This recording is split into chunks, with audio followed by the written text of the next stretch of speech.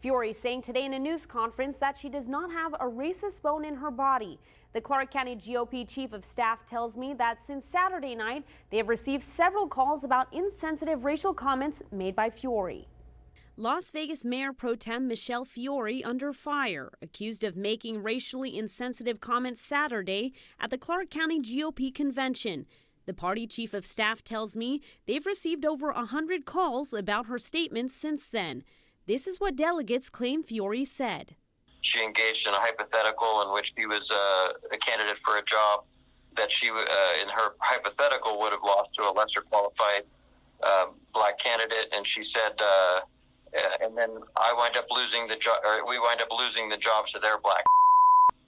And then following that, she said, I'm going after affirmative action next, and she said, White Lives Matter.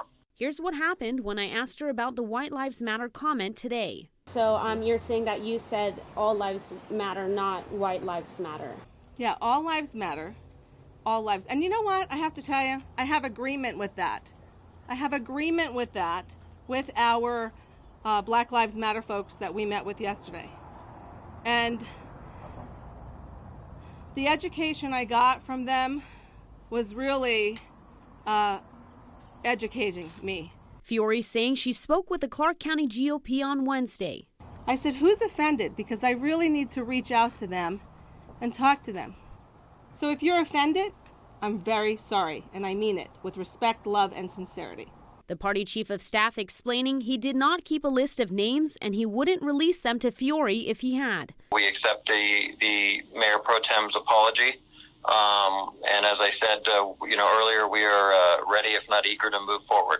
Councilman Cedric Creer sent a letter to Mayor Carolyn Goodman calling for Fiore to be removed as Mayor Pro Tem. It says, quote, there is no place within Las Vegas City Hall or anywhere in our great country for this type of divisiveness, especially from a person in a leadership position. He put out a statement based on rumor, speculation, and secondhand gossip without the courtesy to call me since I considered him a friend. Fiore also saying today that she met with Black Lives Matter leaders on Wednesday to discuss how to work together and promote community outreach. I'm Tiffany Lane reporting. And so Tiffany there correcting me, saying that it was the Clark County GOP that responded to this issue. Well, a change.org petition has been started now calling for Fiore's removal. The petition says, quote, she may say she cares, but it's clear through her words where she lies on the subject of Black lives.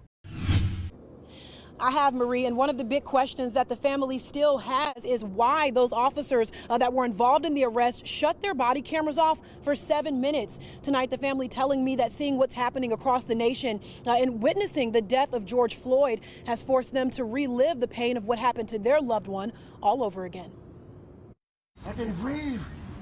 Please, the knee in my neck. On the left side of your screen is George Floyd, dying under the knee of a Minneapolis police officer after saying repeatedly, I can't breathe.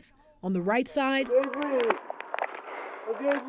is Byron Williams, a Las Vegas man who died 8 months ago in Metro custody after repeating those same 3 words. It was almost the same. It was almost watching it all over again. It was almost just, that trauma came back. The terror came back. Williams' niece Tina Acree says the similarities between the death of her uncle and George Floyd are heart-wrenching. On September 5th, 2019, police stopped Williams for riding his bicycle without a light. He took off running. Eventually, officers caught and cuffed him. That's when Williams started telling officers over and over again.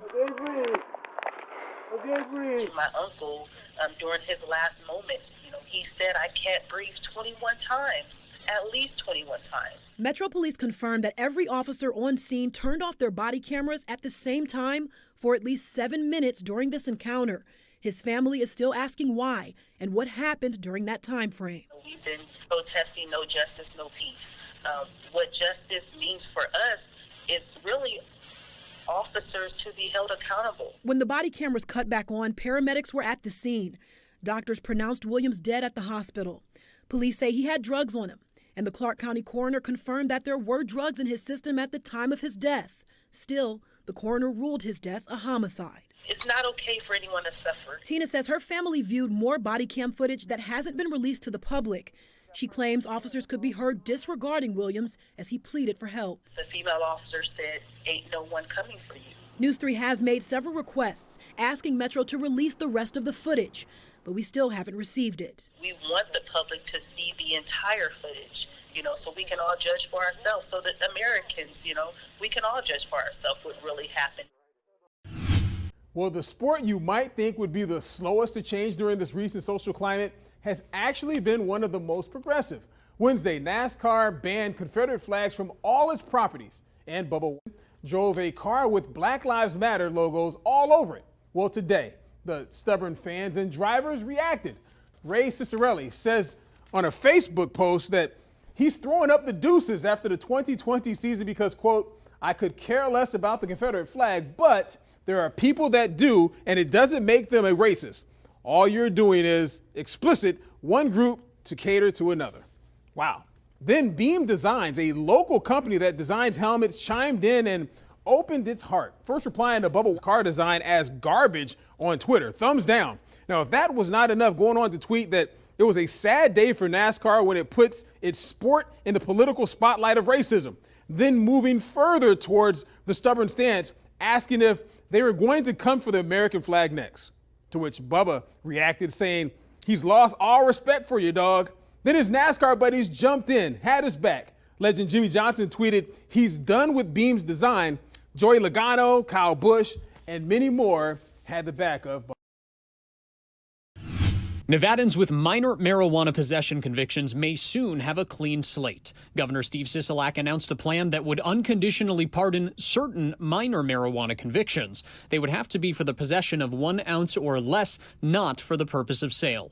The governor writing on Twitter, "If approved, this resolution will clear the slate for thousands of people who bear the stigma of a conviction for actions that have now been decriminalized." Nevadans voted to legalize recreational marijuana in 2016. Madison Salabani, the executive director for Nevada NORML, which stands for the National Organization for the Reform of Marijuana Laws, applauded the proposal. It's really just the right thing to do in the name of justice and fairness to really start to help individuals that have been burdened by these charges by letting them integrate back into society and not having these charges, end up being lifelong obstacles that they have to overcome. My history for cannabis convictions stem back to 2010. Catrice Saunders says she worked to help get medical patients legal back then, while also helping them get safe access to marijuana during the process. Saunders says she was arrested in a DEA operation with about 3.5 grams of marijuana, and she ended up serving prison time. Under Sisolak's proposal, she wouldn't be eligible for a pardon for 2 reasons. 1, hers is a federal offense. 2, her charge involved conspiracy to distribute. She calls this a step in the right direction for Nevadans, but argues the federal government needs to follow suit. It made me feel good for people needing to get their names cleared. I just don't want to be left out because mine is a federal offense.